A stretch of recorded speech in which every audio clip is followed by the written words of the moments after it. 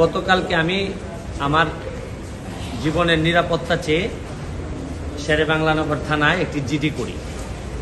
জিডির বিষয়টি হচ্ছে গিয়ে যে গত বৃহস্পতিবার সংসদে থাকাকালীন সময়ে আমার এলাকার যিনি অফিসার ইনচার্জ উনি আমারে ফোন দিয়ে জানালেন যে স্যার আপনি একটু বাড়ি আসলে আপনার সাথে আমার একটু বসতে হবে, গুরুত্বপূর্ণ কথা আছে। তো শুক্রবারে আমি বাড়ি যাওয়ার পর উনি দুপুরবেলা আমাকে বললেন, আমাকে একটা মেসেজ দেখালেন যে উনাকে একটা লোক 2-3 দিন ফোন করার পর উনি যখন আমলে নিচ্ছিলেন না তখন উনারে একটা মেসেজ দেয় যে ওই লোকটা, অজ্ঞাতনামা লোকটা আমার সাথে দেখা করতে চায়, কথা বলতে চায়, দেখা করতে চায় না, কথা বলতে চায়। তো ওসি সাহেব আমলে নেননি। পরে যখন মেসেজটা দেখছেন, যে মেসেজের মধ্যে আছে দেখা যাচ্ছে যে একটা কন্ট্রাক্ট কিলার গ্রুপ যারা হায়ার করা হয়েছে তারা নাকি অ্যাক্টিভ, তার বক্তব্য অনুযায়ী। তো ওসি সাহেব আমারে উনার ফোন দিয়ে ওই অজ্ঞাতনামা ব্যক্তির সাথে ফোনে ধরাই দিল। আমি কথা বললাম, কথা বলার পর যে জিনিসটা ওরা জানাইলো আমাদেরকে, ওই অজ্ঞাতনামা ব্যক্তি সে নিজেকে আইডেন্টিফাই করতে চায় না, সে তার অ্যাড্রেস বলতে চায় না।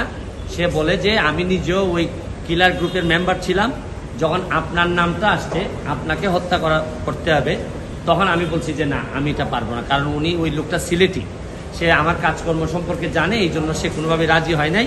তখন সে বলছে যে আমার বিষয়টা হচ্ছে গিয়ে, তার বক্তব্য অনুযায়ী আমার বিষয়টা হচ্ছে গিয়ে আমি আপনাকে একটা ওয়ার্নিং দিচ্ছি, আপনি এই 2-3 দিন আপাতত ঘরের বাইরেই যাবেন না। তো এটা শোনার পর আমি নর্মালি এর আগে অনেকবার আমি মৌখিকভাবে বা আমার পিএস এর মাধ্যমে বিভিন্নভাবে আমি থ্রেট করেছি, এগুলো আমি আমলে নেই না, কারণ এগুলা সামনে বললে একটা প্যানিক তৈরি হইতে পারে, এই জন্য আমি কখনোই সামনে নিয়ে আসি নাই। এইবার যখন আমার এলাকার ওসি সাহেবের মাধ্যমে আসছে তখন আমার কাছে মনে হয়েছে যে মানুষ যখন কখনো কোনো ওসিরে নর্মালি তো কেউ ফোনই দেয় না, তার উপর যখন সে এইরকম একটা মেসেজ দিচ্ছে তখন আমার মনে হয়েছে, আমার এখন মনে হয়েছে যে সিরিয়াসলি একটা পটেনশিয়াল থ্রেট, আমার এটা অবশ্যই আমলে নিতে হবে। তো এই জন্য আমি ওই দিন পরের দিন সকালেই আমি ঢাকা চলে আসি, সংসদ ভবনে চলে আসি। এসে আমি এর ভিতরে আমি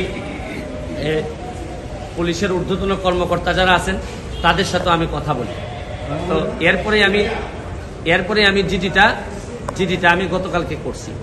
কিন্তু আমার যে জায়গাটাতে প্রশ্ন হচ্ছে, দেখেন আমি একজন মেম্বার অফ পার্লামেন্ট, পুলিশ যখন আমার এলাকার ওসি সাহেব যখন জানলেন কোনো একটা মারফতে যে আমার একটা লাইফ রিস্ক আছে, তখনই কিন্তু উচিত ছিল যে উনি এসপি সাহেবের সাথে আলাপ করবেন, ডিআইজি সাহেবের সাথে আলাপ করবেন, এটা কি আসলেই থ্রেট নাকি না কেউ বোগাস নাকি না কিছু, এটা তো আমার কাছে আসার আগেই এদের তদন্ত করে ফেলা উচিত ছিল। মানে আমাকে জিডি করতে হলো কেন? প্রশ্নটা হচ্ছে গিয়ে যে আমার থ্রেটটা তো আমি জানি না, জানছে প্রথমে ওসি সাহেবের পরে এটা এসপি ডিআইজি ওনাদের কাছে যান। আমি জানার আগে ওনারা আমাকে প্রোটেকশন দিবেন, আমাকে পরে জানাবেন যে এই থ্রেটটা যেটা ছিল এটা রিয়েল অথবা ফেক। ওনারা আমাকে বলছেন, ওসি সাহেবের যতটুকু ব্রেইনে ধরছে উনি ধরছেন, আমাকে বলছেন, আমাকে জিডি করতে হয়েছে। আর আমার নিরাপত্তা তো এখন আমার নিজেরই দিতে হইতেছে। এখন রাষ্ট্রযন্ত্র, আমি এইটা বুঝলাম না যে এই রাষ্ট্রযন্ত্র আসলে কি আদৌ আমার বাঁচায় রাখতে চায় কিনা। কারণ হচ্ছে কি, আমি যাকে জিডি করতেছি পুলিশ ডিপার্টমেন্ট, সেই তো আগে জানছে আমার আগে, সেই তো আমার বলার দরকার। সেই ব্যক্তি কই এখন? সে ব্যক্তি আইডেন্টিফাই করা নাই।